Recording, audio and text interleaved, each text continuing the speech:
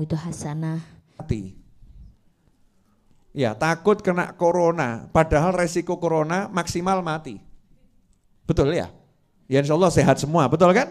Resikonya kena corona dan penyakit-penyakit lain itu maksimal mati. Dan corona berdasarkan yang saya pelajari, saya nanya sama dokter, nanya sama teman, dari semua yang kena penyakit itu yang mati berapa persen toh?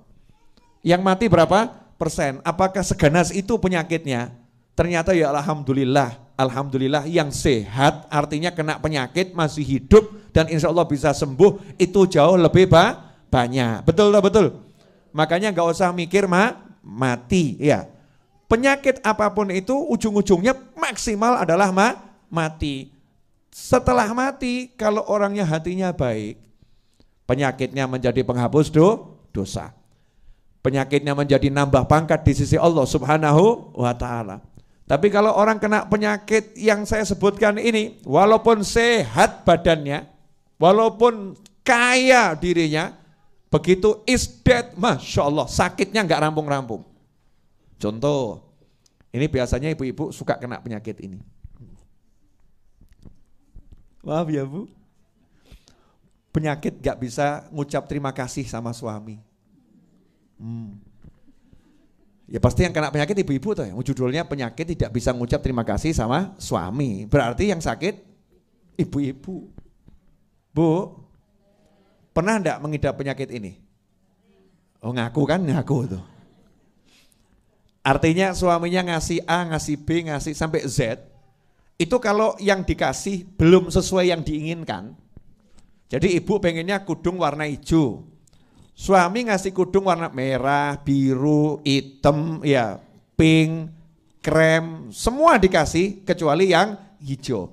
Apa kata sang istri? Kamu memang tidak pernah perhatian sama aku.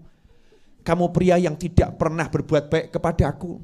Kamu tidak pernah mau belikan kudung untuk aku. Lah sak lemari ki kudunge sopo? Ini wanita model begini ada. Mudah-mudahan orangnya hadir saudara-saudara. Ada. Resikonya penyakit ini apa? Takfurnal ashir. Kamu tidak bisa mengucapkan terima kasih kepada suami yang berbuat baik kepadamu. Resikonya sabda Nabi Muhammad SAW, kebanyakan penghuni neraka itu wanita adalah karena punya penyakit tidak bisa terima kasih pada suami. Ngeri, itu contohnya ya.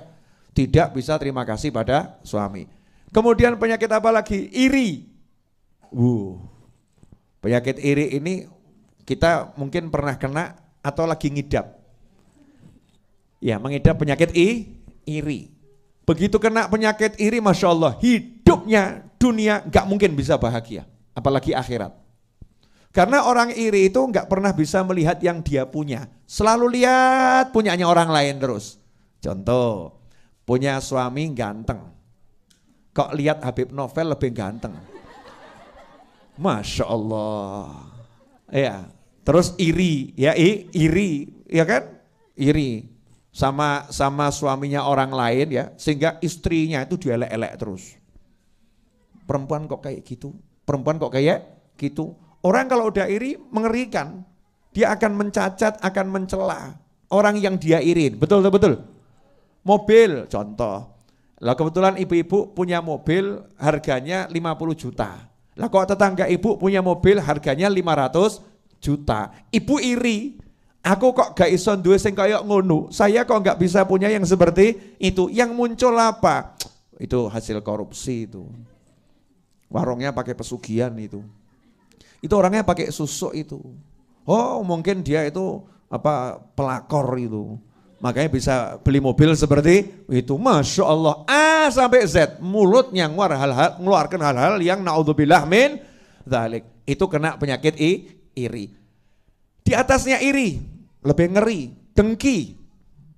Ya, dengki. Ada hasad, ada hikid. Ya, ada hasad, ada hikid.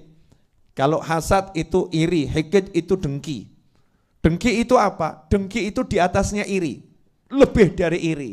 Sudah enggak senang orang lain dapat nikmat yang lebih, pengen nikmatnya hilang. Contoh tadi, gitu ya, contoh tadi, lah kok temennya punya suami lebih ganteng, ya itu iri, terus plus ditungakno gendang mati. Mudah-mudahan suaminya cepat mati, biar tahu rasanya jadi janda, nggak punya suami. Masya Allah. Ini perempuan model seperti ini, yang iri dengan model apapun tadi, atau mobil. Mudah-mudahan mobilnya itu ketiban watu remuk gitu ya. Mudah-mudahan masuk ke jurang. Ya na'udzubillah min dzalik.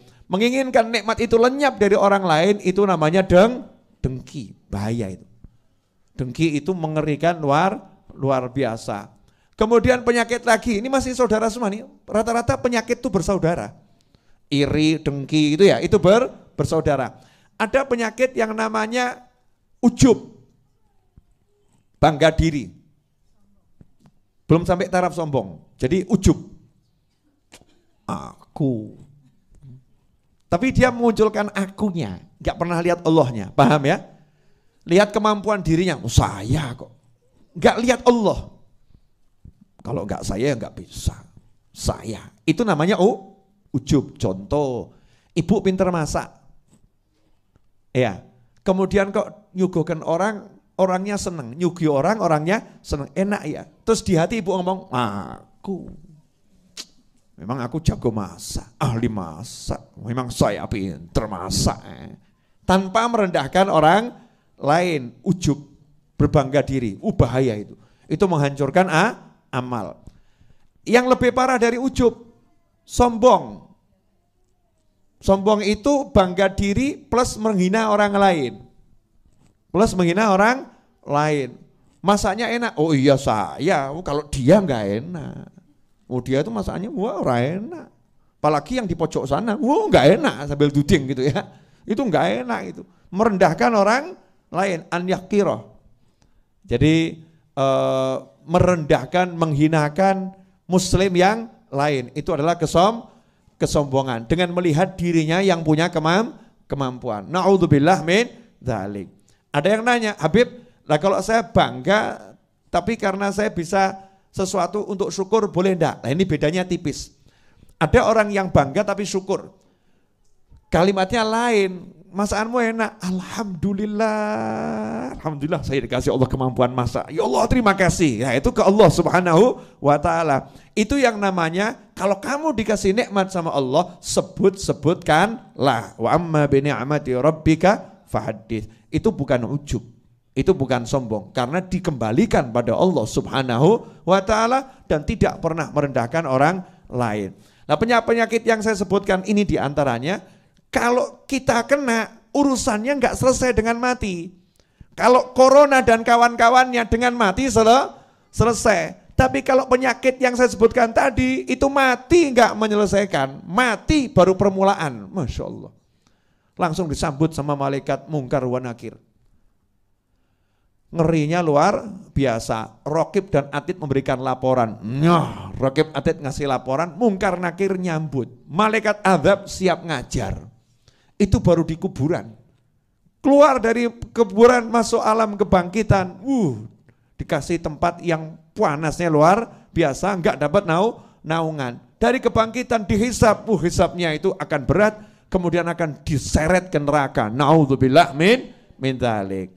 Makanya ikhwani rahimakumullah, justru kita sekarang ini harus fokus sama penyakit hati ini loh, penyakit hati. Kalau hatinya sehat, enggak akan bingung dengan apapun. Ini sekarang karena hati banyak yang sakit, Masya Allah. Itu lihat orang jalan, di jalan tuh mungkin timbul su'dzon, gitu ya, prasangka buruk. Jangan-jangan dia kena corona. Jangan-jangan itu yang di kanan saya kemarin dari mana ya? Jangan-jangan dia tertular, nanti nulari saya. Nanti, jangan-jangan, ono wong watuk sidik, ada orang batuk sedikit, wah virus corona itu. Disingkiri. Dijauhi, yang ada prasangka buruk. Na'udzubillah min dzalik, bahaya ini. Muslim Indonesia nggak boleh begitu. Harus prasangka baik dengan kanan kirinya, depan belakangnya, atas bawahnya, semua diprasangkai baik. Tetapi kita kan waspada caranya jalankan sunnah Nabi Muhammad SAW. Itu namanya waspada. Waspada caranya baca doa. Waspada caranya baca sholawat. Waspada caranya hiduplah dengan gaya hidup yang sehat, makan saat lapar, berhenti sebelum kenyang. Itu ajaran Nabi Muhammad Sallallahu Alaihi Wasallam. Kalau terpaksa ambil paketnya orang awam, makan walaupun masih kenyang tapi nggak kekenyangan. Sepertiga untuk nafas, sepertiga untuk makan, sepertiga untuk minum. Itu cara makannya orang awam. Cara makannya orang-orang yang lebih khusus, kalau lapar baru makan, belum kenyang udah berhenti. Kalau cara makannya para wali yang tingkatnya tinggi, makannya cuman sesuap sebagai syarat nyambung kehidupan. Sebetulnya nggak makan pun kuat. Tapi nanti kalau nggak makan itu syariatnya dilanggar. Syariat mau nyambung hidup harus makan. Luqaimatun yuqimna bihas sulbah. Dia terpaksa makan sesuap untuk syarat saya ini manusia, saya jalankan syariat, saya harus hidup. Dengan sesuap itu Masya Allah 1 hari kuatnya luar biasa. Seperti Imam Nawawi, seperti Imam Malik. Imam Malik rahimahullah itu cuman buka dengan permen secuil kurma, sahurnya dengan seteguk air. Ke toiletnya 14 hari sekali. Sementara kita ke toilet 1 hari 14 kali. Masya Allah. Beda-beda tipis, angkanya sama kok. Ya angkanya sama. Dah itu bab corona selesai. Tidak usah bingung sama corona. Insya Allah nggak ada yang kena, amin. Kalau kena yang namanya muslim ya, kena itu ya nyantai-nyantai saja. Terus berpikir positif, insya Allah sehat. Mati wis wayahe, selesai. Kalau meninggal itu udah waktunya. Persiapkan diri. Setiap orang ini kan ngantri mati, toh nggak usah nunggu penyakit. Mau mati kok nunggu penyakit? Emang penyakit yang buat mati? Kamu, saya, kita ini semua lagi ngantri untuk dicabut oleh malaikat Israel alaihissalam. Itulah bedanya Indonesia dengan negara lain. Kenapa? Karena bangsa ini punya Pancasila yang sila pertamanya ketuhanan yang Maha Esa. Artinya dasar hidupnya, pola hidupnya yang menjadi landasan hidupnya adalah Allah Subhanahu wa ta'ala. Jelas semuanya? Apalagi muslimnya. Oh, itu secara